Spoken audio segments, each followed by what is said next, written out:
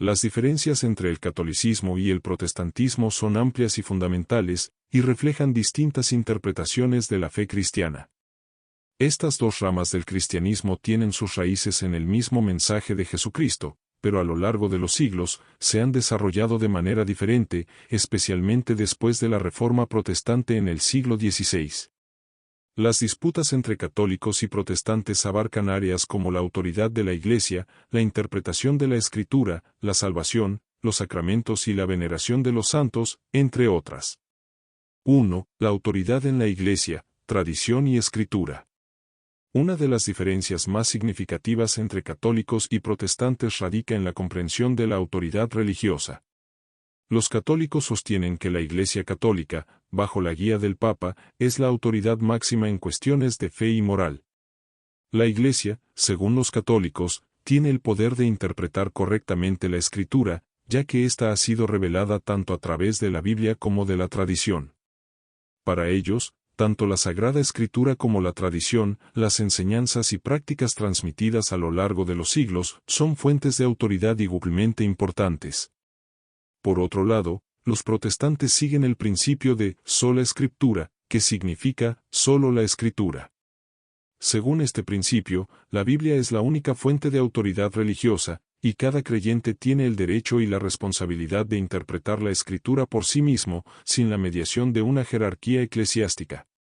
Esto ha llevado a una variedad de interpretaciones de la Biblia dentro del protestantismo, lo que resulta en diferentes denominaciones y tradiciones. En este sentido, la diferencia fundamental es que, mientras que los católicos consideran que la interpretación oficial de la Escritura se realiza a través de la Iglesia, los protestantes creen que la Biblia misma es clara y suficiente para guiar la vida cristiana. 2. El papel del Papa. Una diferencia fundamental en la organización eclesiástica es el papel del Papa. Para los católicos, el Papa es considerado el sucesor de San Pedro, quien fue el líder de los apóstoles, y por lo tanto tiene autoridad suprema sobre la Iglesia. El Papa es visto como el vicario de Cristo, el representante en la tierra de Jesucristo, y su enseñanza y autoridad son consideradas infalibles cuando habla ex cátedra, de manera oficial, sobre cuestiones de fe y moral. En contraste, los protestantes no reconocen al Papa como una figura de autoridad en la Iglesia. Desde la Reforma Protestante, el rechazo a la autoridad papal fue uno de los puntos centrales, ya que los reformadores, liderados por figuras como Martín Lutero, Juan Calvino y Ulrico Zwinglio, creían que la primacía papal no tenía base bíblica. En lugar de una jerarquía centralizada encabezada por un papa, las iglesias protestantes suelen tener una estructura más descentralizada, con liderazgo local y autonómico. 3. La doctrina de la salvación, fe y obras. Una de las diferencias teológicas más importantes entre católicos y protestantes es su comprensión de la salvación. Los católicos creen que la salvación es un proceso que involucra tanto la fe como las obras. Según la enseñanza católica, la fe en Jesucristo es esencial para la salvación, pero también lo son las buenas obras, que incluyen los sacramentos, la caridad y el cumplimiento de los mandamientos. La Iglesia Católica enseña que la gracia de Dios es transmitida a los fieles a través de los sacramentos, especialmente el bautismo y la Eucaristía, y que el creyente debe cooperar con la gracia divina para alcanzar la salvación. Por otro lado, los protestantes, particularmente aquellos que siguen la enseñanza de Martín Lutero, sostienen la doctrina de sola fide, o solo por la fe. Según esta doctrina, la fe en Jesucristo es suficiente para la salvación, y las buenas obras no son necesarias para ser justificados ante Dios. Los protestantes creen que la salvación es un regalo de Dios que no puede ser ganado por obras humanas, sino que es recibida solo a través de la fe en Cristo. Aunque las buenas obras son importantes como frutos de la fe, no son consideradas una condición para alcanzar la salvación. 4. Los sacramentos y la Eucaristía. En cuanto a los sacramentos, los católicos reconocen 7, el bautismo, la confirmación, la Eucaristía, la comunión, la penitencia, o confesión, la unción de los enfermos, el matrimonio y la ordenación sacerdotal. Estos sacramentos son vistos como medios de gracia a través de los cuales los creyentes reciben la ayuda divina para vivir una vida cristiana. En particular, la Eucaristía es considerada por los católicos como el acto central de la vida cristiana, donde el pan y el vino se transforman literalmente en el cuerpo y la sangre de Cristo en un acto conocido como transubstanciación. Los protestantes, por su parte, suelen reconocer solo dos sacramentos, el bautismo y la cena del Señor, la Eucaristía. Sin embargo, su comprensión de la Eucaristía varía considerablemente de la visión católica. Los protestantes no creen en la transubstanciación, sino que ven la Eucaristía como un acto simbólico que conmemora el sacrificio de Cristo en la cruz. Algunas denominaciones, como los luteranos, creen en la presencia real de Cristo en la Eucaristía, aunque no de la misma manera que los católicos. 5. La veneración de los santos y María. Una de las diferencias más visibles entre católicos y protestantes es la veneración de los santos y la Virgen María. En la Iglesia Católica, los santos son venerados como ejemplos de vida cristiana y como intercesores ante Dios. Se cree que los santos pueden interceder por los fieles, pidiendo a Dios en su nombre. María, la Madre de Jesús, ocupa un lugar especial en el catolicismo, siendo llamada la Madre de la Iglesia y venerada como la Madre de Dios. Además, se les rinde culto a través de oraciones y festividades, y se les dedica la veneración de sus imágenes y estatuas. En contraste, la mayoría de los protestantes rechazan la veneración de los santos y María, considerando que esta práctica no tiene base bíblica. Los protestantes creen que solo a Dios se le debe rendir culto y que Jesucristo es el único mediador entre Dios y los hombres. En lugar de recurrir a santos o a la Virgen María, los protestantes se enfocan en una relación directa con Dios a través de la oración y la lectura de la Biblia.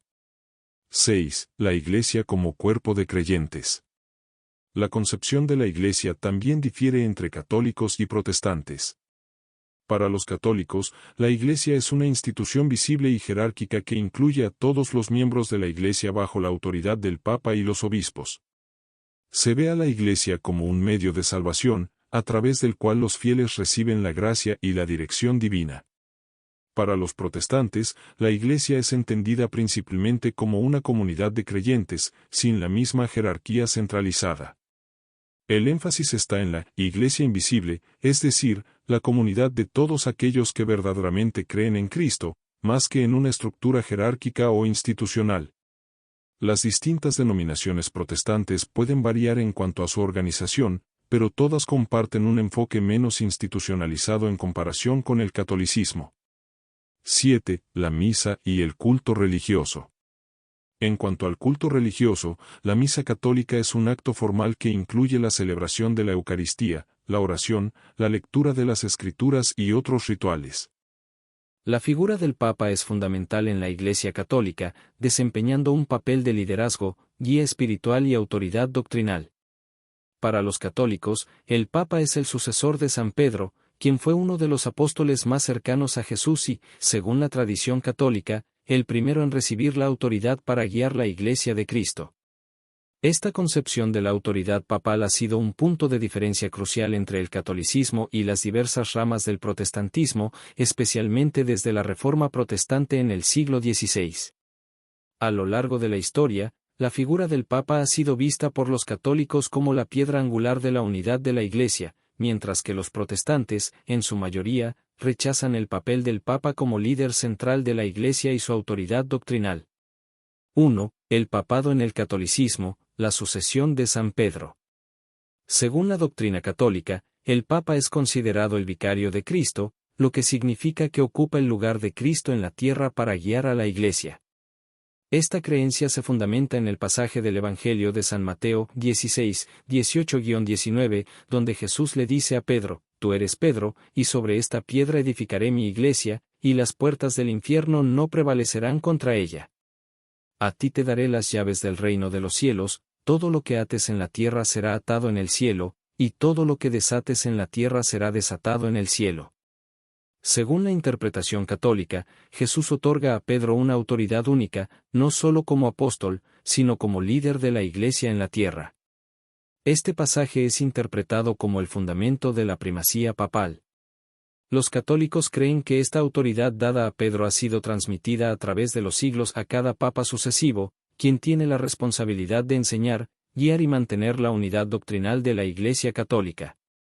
La figura del Papa, en este sentido, no es solo un líder moral o espiritual, sino una figura cuya autoridad se extiende a la enseñanza oficial de la Iglesia, la interpretación de las Escrituras y la administración de los sacramentos. 2. La infalibilidad papal, la autoridad en cuestiones de fe y moral. Una de las características más distintivas de la autoridad del Papa en la Iglesia Católica es la doctrina de la infalibilidad papal.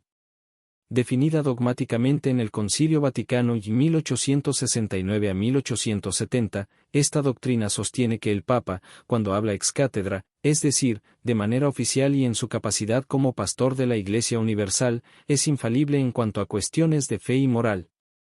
Esto significa que, bajo circunstancias específicas, el Papa está protegido del error por el Espíritu Santo, garantizando que sus enseñanzas no puedan contradecir la verdad revelada de Dios.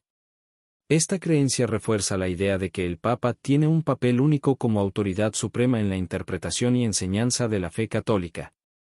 Para los católicos, la infalibilidad papal es un elemento clave en la unidad y la pureza de la doctrina cristiana. Ellos creen que esta infalibilidad asegura que la Iglesia pueda mantenerse fiel a la verdad de Cristo a lo largo del tiempo, sin ser influenciada por errores humanos o doctrinas cambiantes. Aunque el Papa no ejerce esta infalibilidad en cada declaración que hace, su enseñanza en materia de fe y moral se considera autoritaria y vinculante para todos los fieles católicos. 3. El rechazo protestante a la autoridad del Papa. Desde la Reforma protestante en el siglo XVI, los protestantes han rechazado la autoridad papal. La figura del Papa y su pretensión de primacía sobre la Iglesia fue uno de los puntos más controvertidos que llevaron a la separación de los reformadores como Martín Lutero, Juan Calvino y otros líderes protestantes. En su crítica a la Iglesia Católica, Lutero y los reformadores sostenían que la primacía papal no estaba justificada por las Escrituras y que el Papa no tenía el derecho de ejercer tal autoridad sobre los cristianos. Lutero, por ejemplo, abogó por el principio de sola Escritura, solo la Escritura, que sostiene que la Biblia es la única fuente de autoridad en cuestiones de fe. Según este principio, el Papa y la jerarquía de la Iglesia no tienen autoridad para imponer dogmas, doctrinas o prácticas que no estén explícitamente respaldados por las Escrituras. En su opinión, la tradición de la Iglesia, incluida la autoridad del Papa, era una invención humana que se había desviado del mensaje original de Cristo y los apóstoles. El rechazo del papado también se vinculó a las críticas que los reformadores hicieron contra las prácticas y enseñanzas que consideraban como corruptas o no bíblicas, como la venta de indulgencias, que era promovida por la Iglesia en el tiempo de Lutero.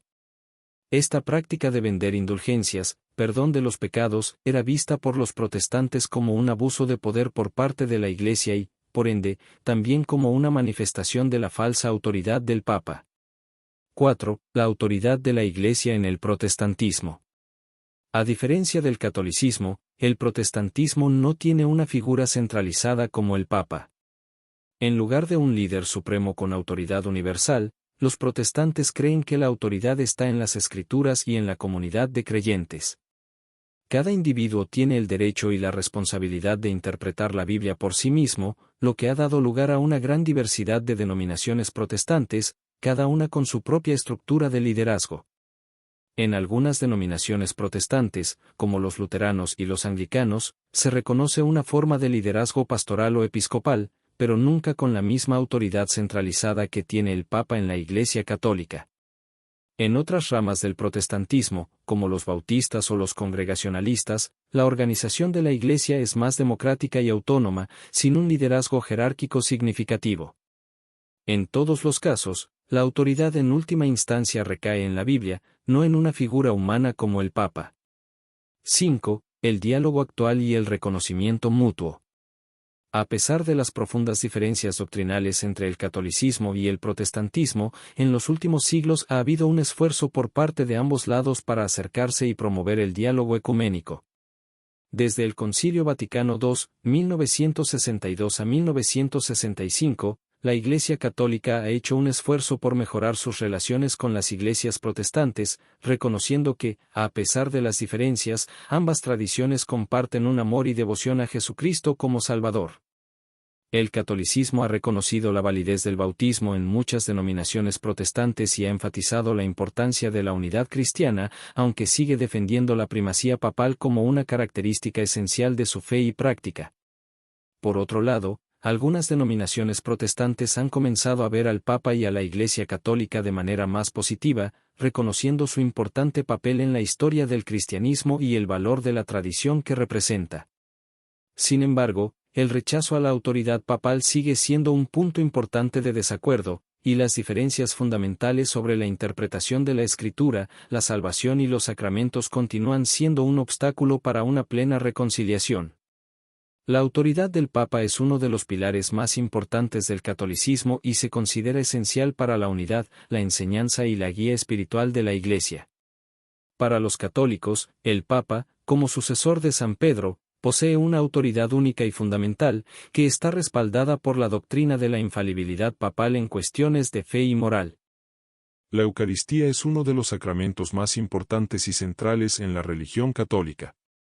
Para los católicos, la Eucaristía no solo es un acto simbólico de recordatorio, sino que es la verdadera presencia de Jesucristo bajo las apariencias del pan y el vino.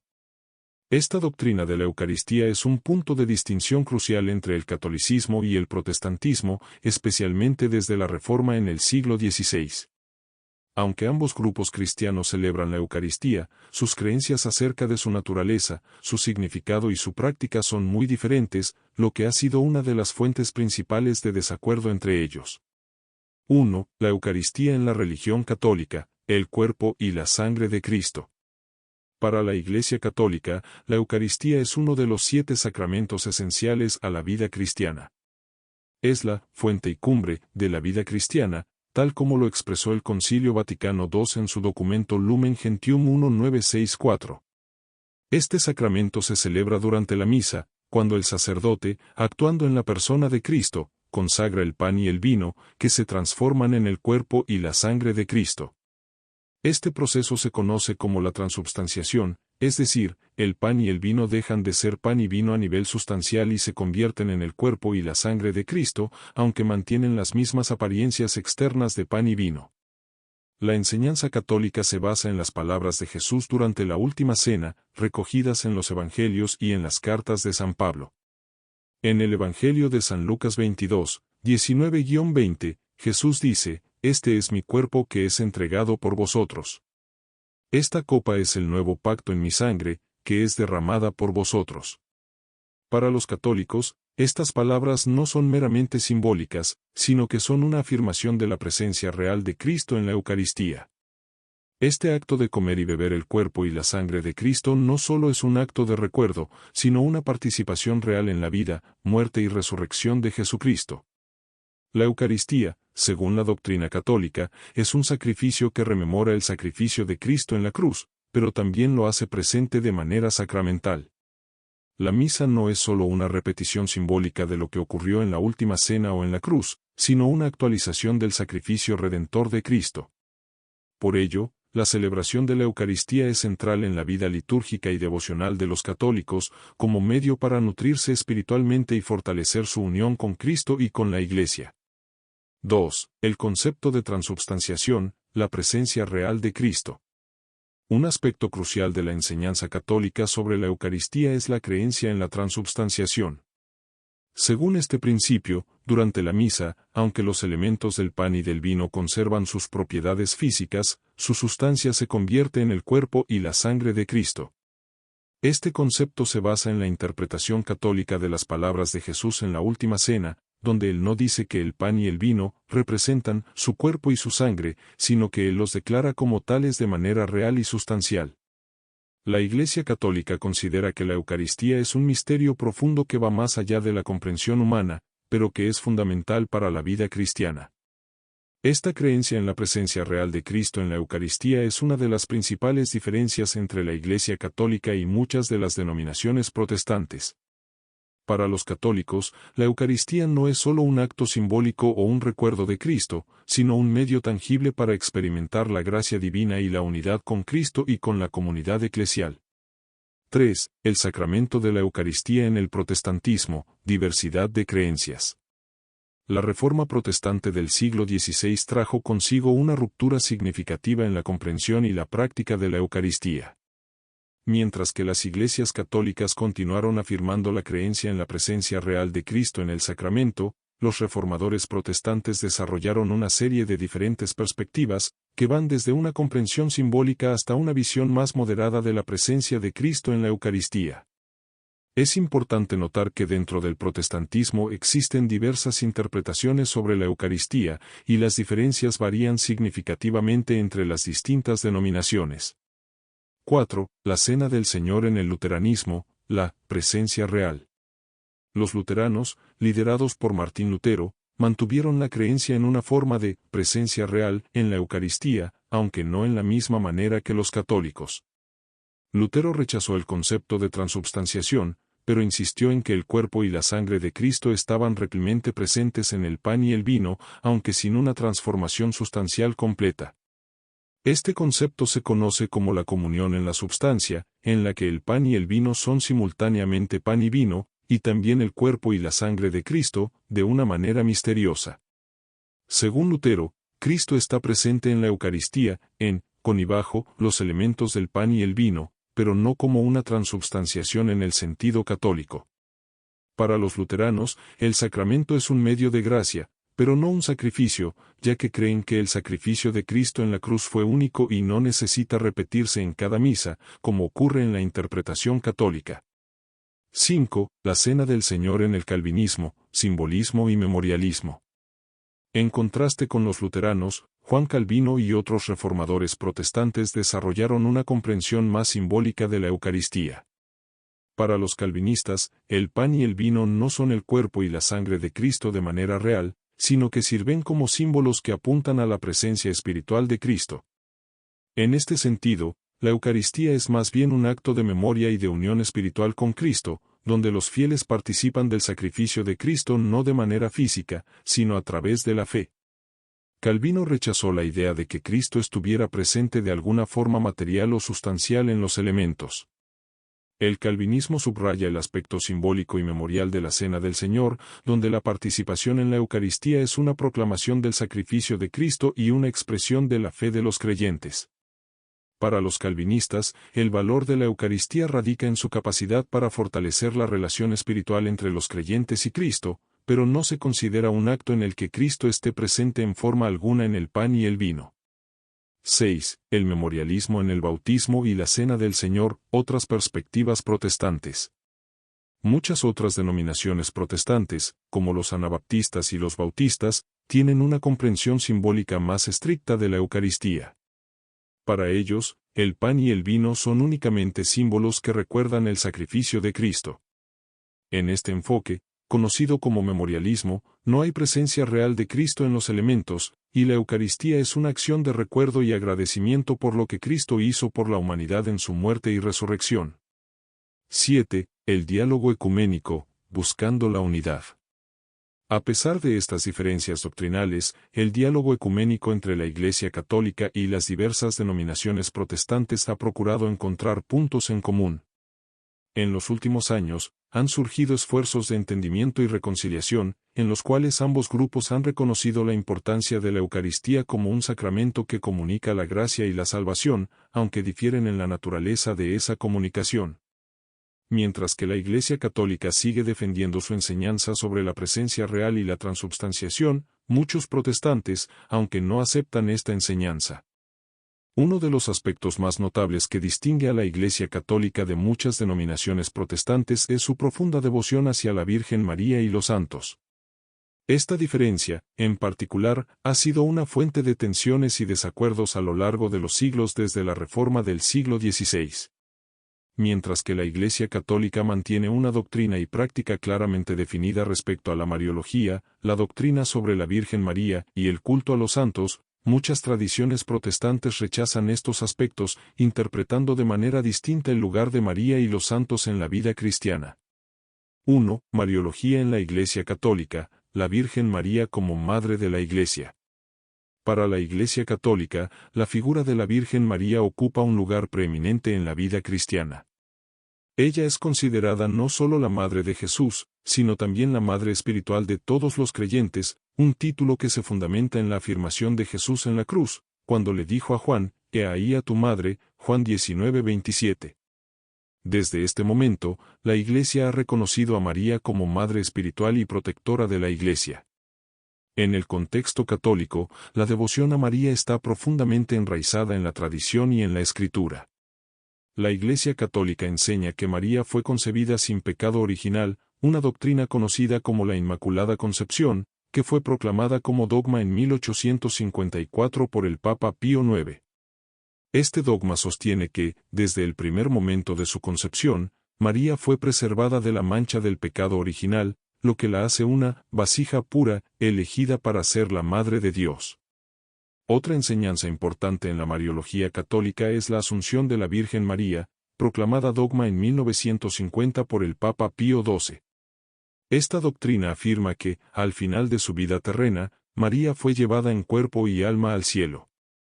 Esta creencia subraya el rol de María como una figura única y preeminente dentro del cristianismo. Además de estos dogmas, los católicos tienen una devoción especial hacia María que se expresa en diversas prácticas, como la oración del Rosario, el cual se basa en la meditación de los misterios de la vida de Cristo y de María. El culto mariano también incluye la celebración de numerosas fiestas litúrgicas dedicadas a su honor, como la fiesta de la Inmaculada Concepción, la fiesta de la Asunción, y la fiesta de la Virgen de Guadalupe, entre otras. 2. El culto a los santos en la Iglesia Católica, intercesión y ejemplo de vida cristiana. El culto a los santos es otro aspecto clave de la devoción católica. Los santos son venerados como modelos ejemplares de vida cristiana, y se cree que tienen la capacidad de interceder ante Dios en favor de los fieles. La Iglesia Católica enseña que los santos, como personas que han vivido de acuerdo con el Evangelio y han alcanzado la perfección en su relación con Dios, ahora gozan de la presencia de Dios en el cielo y pueden interceder por las necesidades de los creyentes en la tierra. El acto de veneración de los santos no debe confundirse con adoración, que es un acto de culto reservado únicamente a Dios. Los católicos veneran a los santos, pero no los adoran. La veneración implica honrar a los santos por su cercanía a Dios y su ejemplo de vida virtuosa. Esta devoción se expresa en diversas formas, como la oración a los santos, la celebración de sus fiestas litúrgicas y la peregrinación a sus tumbas o santuarios. Una de las características distintivas del culto a los santos es la creencia en su intercesión. Los católicos creen que, al igual que se pide a los amigos y familiares en la vida terrenal que oren por nosotros, se puede pedir a los santos en el cielo que intercedan ante Dios por nuestras necesidades. Esta práctica está basada en la comprensión de la comunión de los santos, un dogma que afirma que todos los miembros del cuerpo de Cristo, ya estén en la tierra, el purgatorio o el cielo, están unidos en una relación de oración mutua y apoyo espiritual. 3. Perspectiva protestante, el rechazo de la Mariología y el culto a los santos. Por otro lado, la Reforma protestante del siglo XVI, liderada por figuras como Martín Lutero, Juan Calvino y otros reformadores, trajo consigo una ruptura significativa en la comprensión de la Mariología y el culto a los santos. Los reformadores protestantes, al regresar a una interpretación más estricta de las Escrituras, rechazaron muchas de las enseñanzas y prácticas asociadas con la veneración de María y los santos, argumentando que no estaban basadas en la Biblia y que eran prácticas que desviaban la atención de Cristo. A. La Virgen María en el protestantismo. En general, las denominaciones protestantes no aceptan las doctrinas católicas de la Inmaculada Concepción ni de la Asunción de María. Mientras que algunos protestantes reconocen a María como la Madre de Jesús y una mujer excepcionalmente piadosa, no la ven como la Madre de la Iglesia ni le atribuyen los títulos y privilegios que la Iglesia Católica le concede. Para los protestantes, la veneración mariana es vista como una forma de idolatría que desvía la devoción de Cristo, quien es considerado el único mediador entre Dios y los hombres, según 1 Timoteo 2:5. El culto mariano es ampliamente rechazado, y muchas denominaciones protestantes no celebran ninguna fiesta en honor a María. Para los protestantes, la práctica de orar a María o a los santos, pidiendo su intercesión, es vista como una práctica no bíblica. En lugar de venerar a los santos, los protestantes enfatizan la relación directa y personal con Dios a través de la oración, sin la necesidad de intermediarios humanos. B. El culto a los santos en el protestantismo. De manera similar, la veneración de los santos también es rechazada por la mayoría de las denominaciones protestantes. Los reformadores protestantes sostuvieron que todos los cristianos tienen acceso directo a Dios a través de la oración, y que no es necesario recurrir a la intercesión de santos. La doctrina protestante de la sola Escritura, solo la Escritura, sostiene que la autoridad de la Iglesia debe estar fundamentada exclusivamente en la Biblia, y no en tradiciones o enseñanzas que no estén expresamente mencionadas en las Escrituras. Los protestantes también consideran que la doctrina de la intercesión de los santos no tiene base en la Biblia. Para ellos, la idea de que los santos puedan interceder por los creyentes contradice la enseñanza de que Cristo es el único mediador entre Dios y los hombres, como se menciona en 1 Timoteo 2:5. 4. El ecumenismo y los desafíos de la reconciliación. A pesar de las diferencias teológicas sobre la mariología y el culto a los santos, ha habido esfuerzos en las últimas décadas para fomentar el diálogo y la reconciliación entre católicos y protestantes.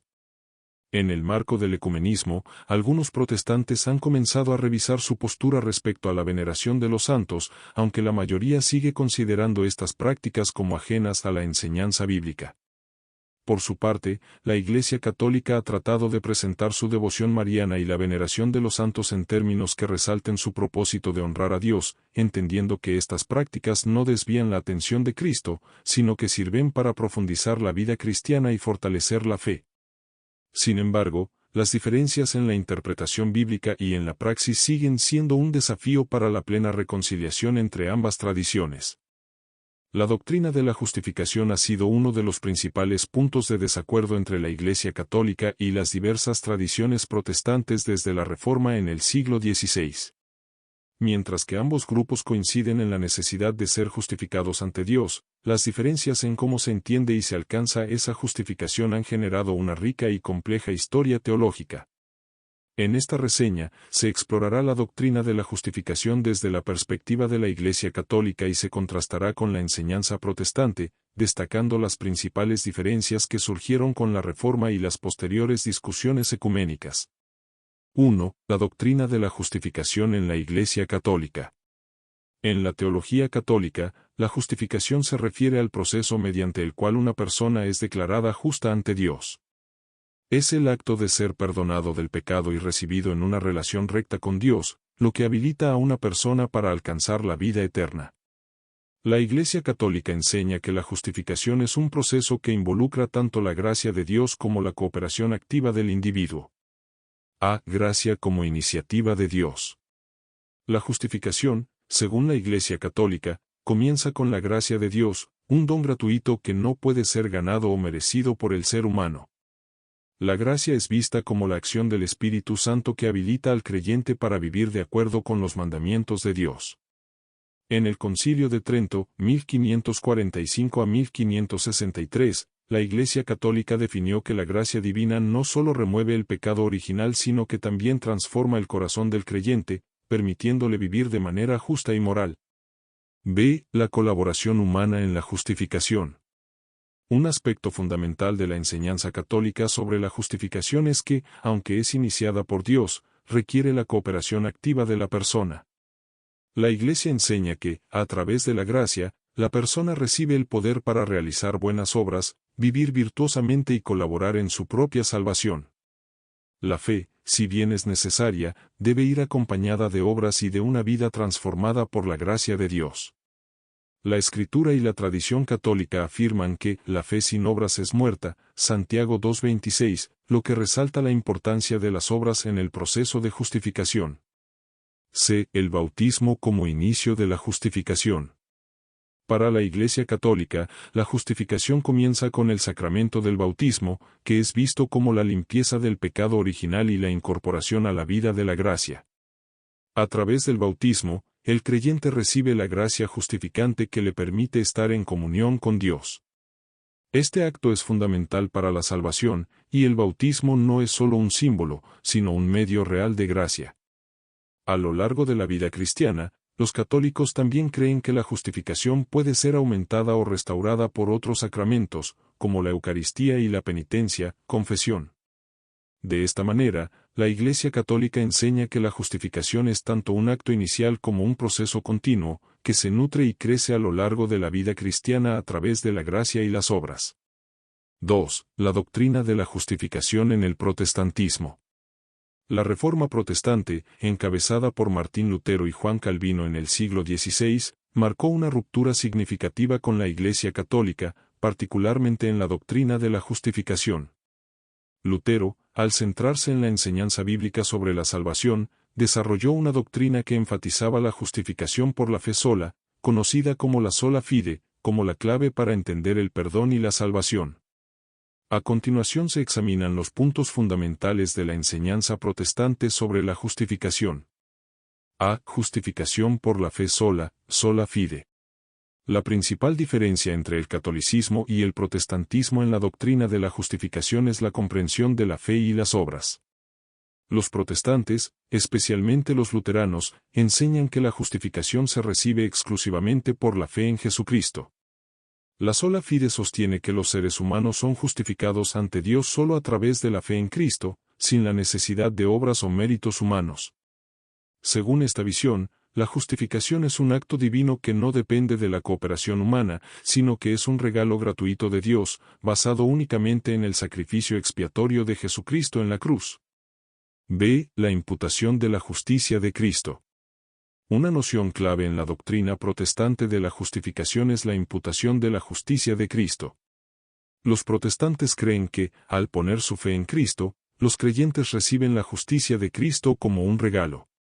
Aunque la persona sigue siendo inherentemente pecadora, la justicia perfecta de Cristo se le imputa, es decir, se le asigna como si fuera suya. Este acto de imputación significa que el creyente es considerado justo ante Dios, no debido a su propia justicia o buenas obras, sino gracias a la perfección de Cristo. C. Rechazo de la colaboración humana en la justificación. A diferencia de la enseñanza católica, la mayoría de los protestantes rechazan la idea de que las obras humanas puedan contribuir a la justificación. La sola fide implica que la fe en Cristo es la única condición necesaria para la justificación. Las buenas obras, aunque importantes como evidencia de una fe genuina, no tienen ningún poder para ganar la justificación. Para los protestantes, la salvación es completamente un acto de gracia de Dios, y cualquier intento de depender de las obras humanas para ser justificado es visto como un intento de alcanzar la salvación por méritos propios, lo que es incompatible con la enseñanza del Evangelio. D. El papel del bautismo y los sacramentos. En relación al bautismo, mientras que los católicos creen que el bautismo es esencial para la justificación, muchos protestantes no lo consideran indispensable para la justificación en sí misma. Aunque el bautismo sigue siendo un acto importante de obediencia cristiana y una señal de la fe, no se cree que sea necesario para recibir la gracia justificante. La mayoría de las denominaciones protestantes enseñan que la justificación ocurre a través de la fe, y no como resultado de un acto sacramental como el bautismo. 3. Diferencias fundamentales entre las perspectivas católicas y protestantes. Las diferencias en la doctrina de la justificación entre la Iglesia Católica y los protestantes han sido una de las principales razones para la división entre ambas tradiciones cristianas. Mientras que los católicos ven la justificación como un proceso dinámico que involucra la gracia divina y la cooperación humana, los protestantes enfatizan que la justificación es un acto divino único, recibido por la fe en Cristo, y no por obras o méritos personales. Este desacuerdo ha dado lugar a una discusión teológica profunda, especialmente en torno a la naturaleza de la gracia, la fe, las obras y la salvación. El Concilio de Trento, 1545 a 1563, fue crucial para la Iglesia Católica en la clarificación de su enseñanza sobre la justificación, rechazando las ideas luteranas de la sola fide y reafirmando la necesidad de la cooperación humana en la recepción de la gracia. Por otro lado, la Reforma Protestante, y en particular la teología luterana, definió la justificación como el acto de Dios de declarar al creyente justo por medio de la fe, sin necesidad de obras. 4. El ecumenismo y el diálogo actual. A pesar de las diferencias históricas y teológicas, en tiempos recientes ha habido esfuerzos ecuménicos para encontrar un terreno común entre las iglesias católica y protestante sobre la doctrina de la justificación. La interpretación de la Biblia ha sido uno de los temas más cruciales en la división entre la Iglesia católica y las iglesias protestantes, especialmente desde la Reforma protestante en el siglo XVI. Mientras que ambas tradiciones cristianas consideran la Biblia como la palabra de Dios y la fuente suprema de doctrina, las diferencias en cómo se debe interpretar y aplicar la Escritura han sido un punto de desacuerdo fundamental. La Iglesia católica sostiene una visión más comunitaria y autoritaria de la interpretación bíblica, mientras que muchas denominaciones protestantes defienden el principio de la sola Escritura y una mayor libertad en la interpretación personal. A continuación, se analiza cómo la Iglesia católica y las iglesias protestantes entienden y abordan la interpretación de las Escrituras, destacando los puntos de coincidencia y divergencia. 1. La interpretación bíblica en la Iglesia católica. La Iglesia católica ha enseñado históricamente que la Biblia, aunque es la palabra inspirada de Dios, debe ser interpretada dentro del contexto de la tradición y la autoridad magisterial de la Iglesia. Para los católicos, la Escritura no puede entenderse completamente de manera aislada, sino que debe leerse en el marco de la enseñanza continua de la Iglesia, que es vista como la intérprete auténtica de la palabra de Dios. A. La autoridad del magisterio. La enseñanza católica sobre la interpretación bíblica se basa en la creencia de que la Iglesia, a través de su magisterio, la autoridad de los obispos y el Papa, tiene la autoridad para interpretar correctamente las Escrituras. Según el Concilio Vaticano II, 1962 a 1965, la Biblia es la fuente de la revelación divina, pero esta revelación no debe separarse de la tradición viva de la Iglesia. La tradición, junto con la Escritura, forma un solo depósito de la fe. Los católicos creen que el magisterio tiene la responsabilidad de guiar a los fieles en la correcta interpretación de la Escritura para evitar malas interpretaciones que puedan llevar a errores doctrinales o heréticos. B. La tradición y la Escritura. Para la Iglesia católica, la revelación de Dios no se limita a lo que está escrito en la Biblia. La tradición, entendida como la enseñanza continua de la Iglesia desde los tiempos apostólicos, es igualmente importante. La tradición contiene las interpretaciones y prácticas que los apóstoles y sus sucesores han transmitido, y estas son vistas como una extensión de la revelación bíblica. Por lo tanto, la interpretación de la Biblia en la Iglesia católica no es solo una cuestión de lectura privada, sino que debe estar en armonía con lo que ha sido enseñado por los concilios, los padres de la Iglesia y los teólogos a lo largo de la historia. C. El uso de los padres de la Iglesia y la exégesis tradicional. La Iglesia católica también enfatiza la importancia de los padres de la Iglesia en la interpretación de la Biblia. Estos teólogos y líderes de los primeros siglos del cristianismo proporcionaron una base para la comprensión cristiana de las Escrituras.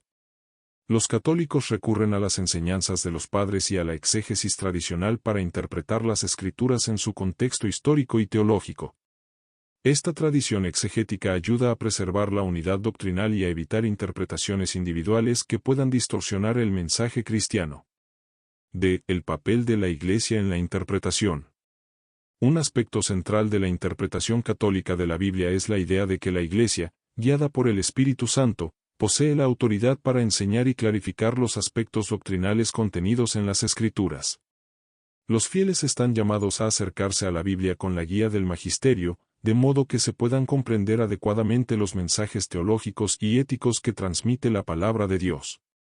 De esta manera, la interpretación bíblica se convierte en un acto comunitario en lugar de una práctica privada. 2. La interpretación bíblica en el protestantismo.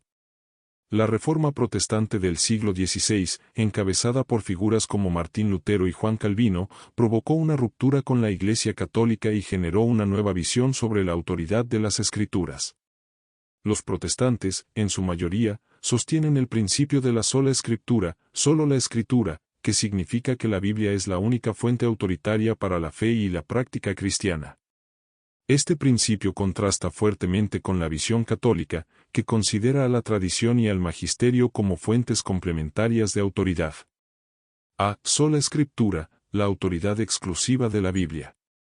Para los protestantes, la sola escritura es un principio fundamental. Esto significa que la Biblia es la única norma infalible y suficiente para conocer la voluntad de Dios.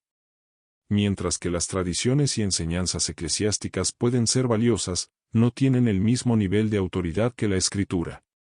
En lugar de depender de la autoridad del magisterio o de la tradición para interpretar la Biblia, los protestantes creen que cada creyente tiene el derecho y la responsabilidad de leer e interpretar las Escrituras por sí mismo, con la ayuda del Espíritu Santo. B. La interpretación personal de la Biblia. Un aspecto clave de la sola Escritura es la creencia en la interpretación personal de las Escrituras. A lo largo de la historia del protestantismo, se ha fomentado que los individuos estudien la Biblia por sí mismos. En la práctica, esto ha dado lugar a una diversidad de interpretaciones dentro del protestantismo, ya que no existe una autoridad centralizada que regule cómo se deben entender las Escrituras. Los protestantes creen que el Espíritu Santo guía a cada creyente para comprender las Escrituras, y aunque pueden existir denominaciones y líderes que ayuden a interpretar la palabra, no hay una única interpretación oficial que sea universal para todos. C. El sacerdocio de todos los creyentes. Relacionado con la interpretación personal de la Biblia es el concepto protestante del sacerdocio de todos los creyentes, que sostiene que cada cristiano tiene acceso directo a Dios y, por lo tanto, puede interpretar la Escritura sin necesidad de un intermediario como el sacerdote o el Papa. Este principio fue fundamental en la Reforma y reflejaba una crítica al clero de la Iglesia Católica, que en ese momento tenía el monopolio sobre la interpretación bíblica. El protestantismo, entonces, promovió la idea de que todos los cristianos tienen el derecho y la capacidad de leer y entender la Biblia por sí mismos. D. La diversidad de interpretaciones protestantes. La interpretación de la Biblia dentro del protestantismo no es monolítica. A lo largo de los siglos, han surgido diversas denominaciones protestantes, como luteranos, calvinistas, bautistas, anglicanos y pentecostales, entre otras. Cada una de estas denominaciones tiene su propio enfoque y método de interpretación bíblica. Sin embargo, la mayoría de las tradiciones protestantes siguen el principio de la sola Escritura, aunque difieren en aspectos específicos de la doctrina, la liturgia y la práctica. Esta diversidad refleja la flexibilidad de la interpretación bíblica dentro del protestantismo, pero también ha llevado a desacuerdos y fragmentaciones dentro de las iglesias protestantes. 3. Diferencias clave entre las perspectivas católicas y protestantes sobre la interpretación de la Biblia. Las diferencias más significativas entre el catolicismo y el protestantismo. El matrimonio, como sacramento e institución en la vida cristiana, tiene un significado profundamente espiritual en ambas tradiciones, católica y protestante. Sin embargo, las perspectivas sobre el matrimonio, sus sacramentos y su interpretación pueden variar significativamente entre ambas tradiciones. La Iglesia Católica ha desarrollado una doctrina sólida y profundamente teológica en torno al matrimonio como un sacramento, mientras que muchas ramas del protestantismo adoptan una visión diferente, enfocándose en el matrimonio principalmente como un pacto o acto de compromiso entre dos personas, aunque algunas denominaciones protestantes también lo consideran un acto sagrado. La diferencia fundamental entre las dos perspectivas radica en la naturaleza del matrimonio como sacramento y la autoridad eclesiástica que rige su administración. A continuación, se profundiza en las enseñanzas católicas y protestantes sobre el sacramento del matrimonio. 1. El matrimonio en la Iglesia Católica. En la teología católica, el matrimonio es considerado uno de los 7 sacramentos establecidos por Cristo. El sacramento del matrimonio no es solo un contrato civil ni una simple institución humana, sino un acto divino que involucra la gracia de Dios, y que tiene un profundo propósito espiritual y comunitario. La Iglesia Católica enseña que el matrimonio es un medio a través del cual los esposos pueden experimentar la gracia de Dios, que les ayuda a cumplir su vocación de amor, fidelidad y procreación. A. Naturaleza del matrimonio como sacramento. El matrimonio, para la Iglesia Católica, es un sacramento porque Cristo lo elevó a un estado de gracia, como se ve en los Evangelios, especialmente en las bodas de Caná, Juan 2, 1, 11. Los esposos, al intercambiar votos y comprometerse mutuamente, no solo celebran un pacto mutuo, sino que reciben la gracia de Dios para vivir su vocación con santidad y para fortalecer su relación con Dios y entre sí. Este sacramento no depende de las emociones humanas o la compatibilidad personal, sino que tiene como su base la voluntad divina. B. Los tres propósitos del matrimonio. La Iglesia Católica destaca tres fines principales en el matrimonio: la procreación de los hijos, la mutua ayuda y el amor entre los esposos, y la representación del amor de Cristo por su Iglesia. El matrimonio no es solo una unión afectiva, sino también una vocación para educar y criar a los hijos en la fe. Los esposos, a través de su amor y su fidelidad, reflejan el amor incondicional de Cristo por su Iglesia, lo que hace que el matrimonio sea un símbolo del vínculo divino entre Cristo y su pueblo. En este sentido, la Iglesia ve el matrimonio como una forma de imitar el sacrificio y el amor de Cristo. C. Indisolubilidad del matrimonio. Uno de los aspectos más importantes del sacramento del matrimonio en la Iglesia Católica es la indisolubilidad. Según la enseñanza católica, el matrimonio es un vínculo permanente e irrompible, que no puede ser disuelto por ningún poder humano. El Papa Juan Pablo II explicó en su exhortación apostólica Familiaris Consortio 1981 que el matrimonio es un compromiso eterno, que refleja el amor de Dios, quien es fiel para siempre. La Iglesia Católica enseña que, aunque las dificultades pueden surgir en el matrimonio nunca debe romperse de manera definitiva. D. El papel del sacerdote y la Iglesia en el matrimonio. A diferencia de otras denominaciones cristianas, el matrimonio en la Iglesia Católica no es solo un acto privado entre dos personas, sino que tiene lugar dentro del contexto de la comunidad eclesial. El sacerdote actúa como ministro del sacramento, pero el matrimonio es en realidad celebrado por los propios esposos, que se convierten en los ministros del sacramento al intercambiar sus votos. La Iglesia se ve como la garante de la validez y santidad del sacramento, y es por medio de la Iglesia que los matrimonios son solemnizados, bendecidos y aceptados como válidos. El matrimonio y la gracia de Dios.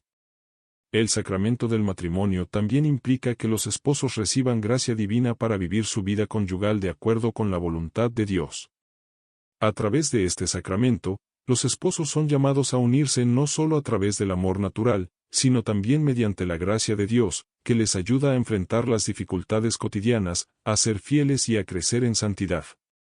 La gracia del sacramento fortalece su unidad y les ayuda a vivir conforme a los ideales cristianos de amor, sacrificio y servicio mutuo.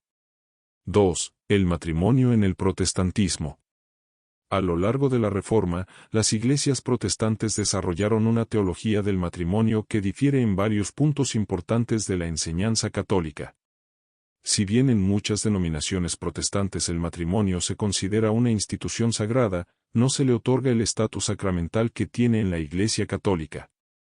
La mayoría de las iglesias protestantes consideran que el matrimonio es un pacto entre dos personas que deciden unirse, y aunque es visto como un acto de obediencia a Dios, no se percibe como un medio a través del cual se reciba gracia divina. El matrimonio como pacto, no sacramento. La mayoría de las denominaciones protestantes, como los luteranos, bautistas y evangélicos, consideran el matrimonio como un pacto sagrado entre dos personas ante Dios, pero no como un sacramento. En este sentido, el matrimonio no es considerado un medio para recibir una gracia especial, como sucede en el catolicismo. Aunque el matrimonio es visto como una relación importante y bendecida por Dios, no se le otorgan los mismos atributos sacramentales que en la tradición católica. B. La autoridad y el rol del ministerio en el matrimonio. A diferencia de la Iglesia Católica, en la que el sacerdote tiene un papel fundamental como ministro del sacramento, en muchas denominaciones protestantes el rol del ministro o pastor es más bien ceremonial. El ministro protestante no actúa como un medio de la gracia en el matrimonio, sino que simplemente preside el acto de la ceremonia como representante de la Iglesia. En este sentido, los esposos son los principales actores que celebran el matrimonio, con el pastor sirviendo como un testigo y guía espiritual. C. La posibilidad de divorcio y nuevas uniones. Una de las diferencias más significativas entre la teología católica y protestante del matrimonio es la postura sobre el divorcio y las nuevas uniones. mientras que la Iglesia Católica sostiene que el matrimonio es indisoluble y el divorcio no se permite bajo ningún concepto, a excepción de la nulidad, cuando el matrimonio es considerado inválido desde el principio. Muchas denominaciones protestantes aceptan el divorcio y permiten que los divorciados se vuelvan a casar. Este enfoque más flexible refleja una diferencia de interpretación respecto a los textos bíblicos sobre el matrimonio y el divorcio. El matrimonio y la procreación. Aunque en las tradiciones protestantes el matrimonio no se entiende como un sacramento que implique necesariamente la procreación de hijos, la procreación sigue siendo vista como uno de los fines del matrimonio, junto con el amor y el apoyo mutuo. Sin embargo, el énfasis en el matrimonio en el protestantismo tiende a ser más individualista y centrado en la relación personal entre los esposos, sin la necesidad de ver el matrimonio como un medio explícito de gracia divina para la santificación. El purgatorio y la penitencia son dos conceptos profundamente importantes en la teología católica, pero su entendimiento y práctica varían significativamente con respecto a las enseñanzas protestantes. Mientras que en la Iglesia Católica estos conceptos tienen una fundamentación teológica muy detallada, con implicaciones litúrgicas y espirituales claras, las tradiciones protestantes tienden a tener una comprensión diferente, o incluso rechazan por completo algunas de las creencias relacionadas con el purgatorio y la penitencia. A continuación, se analiza cómo se entienden el purgatorio y la penitencia en el catolicismo y se comparan con las enseñanzas protestantes sobre estos temas.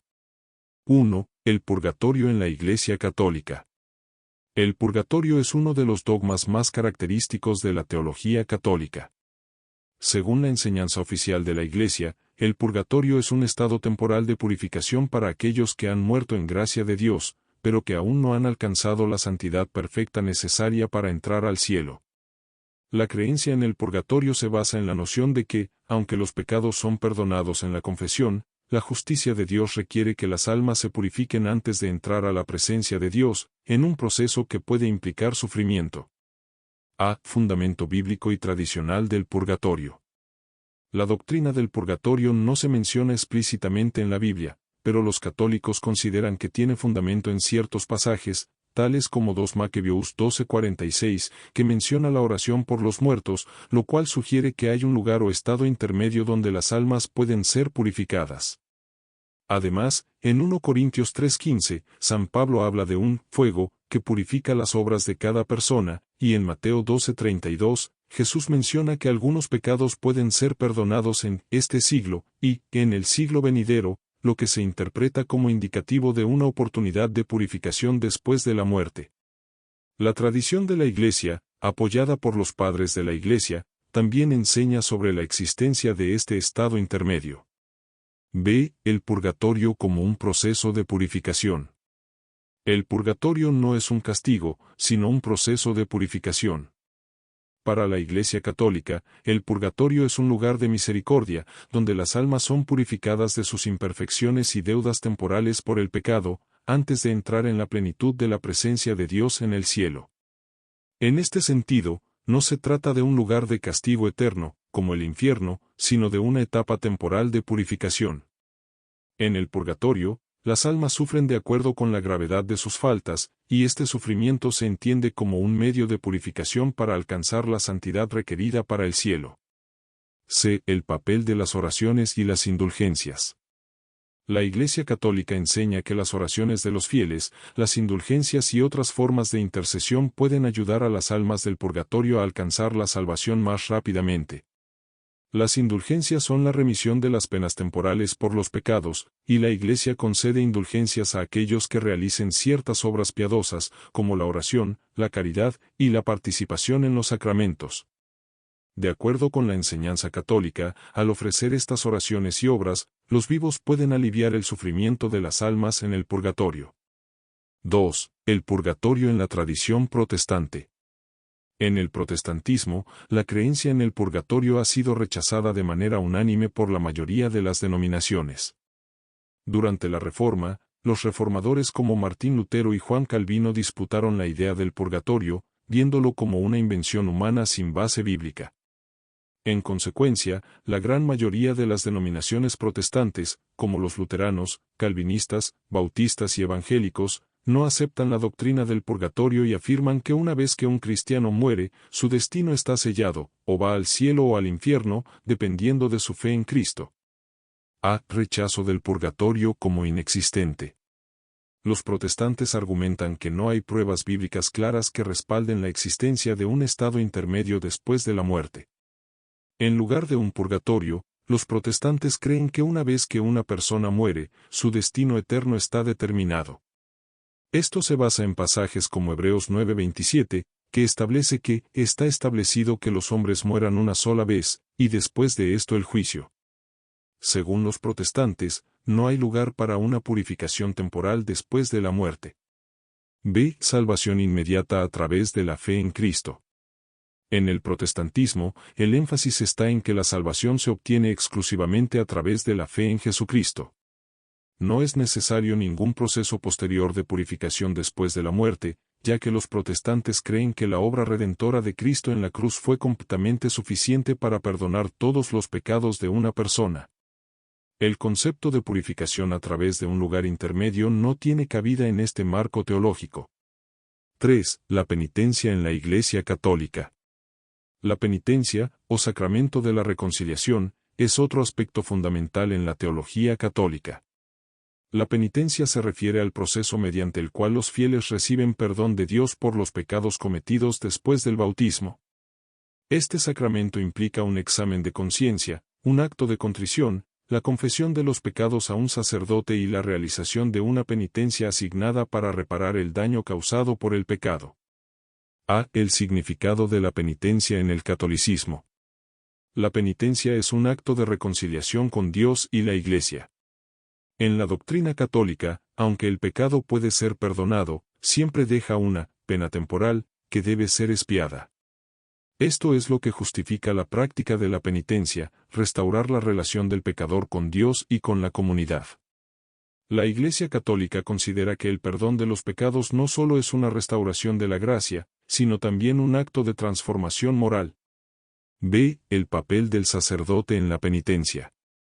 En el sacramento de la penitencia, el sacerdote actúa como mediador, en el sentido de que perdona los pecados en el nombre de Cristo, como se menciona en el Evangelio de Juan 20:23. El sacerdote no tiene el poder de perdonar en su propia autoridad, sino que actúa como instrumento de la gracia divina.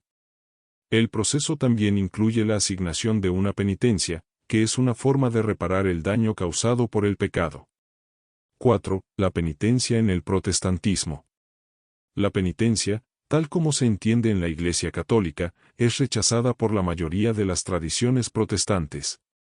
Para los protestantes, el perdón de los pecados no requiere de la mediación de un sacerdote ni de un acto formal de penitencia. En su lugar, los protestantes creen que el perdón es directo entre el individuo y Dios, basado únicamente en la fe en Jesucristo como Salvador.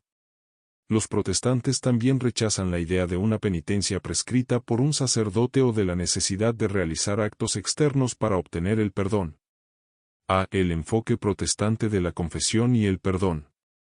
En las iglesias protestantes, la confesión de los pecados se hace directamente a Dios, y se cree que el perdón es inmediato, si el individuo se arrepiente sinceramente y tiene fe en Cristo. Los protestantes enfatizan que no hay necesidad de un sacerdote como intermediario, ya que Cristo es el único mediador entre Dios y los hombres, 1 Timoteo 2:5.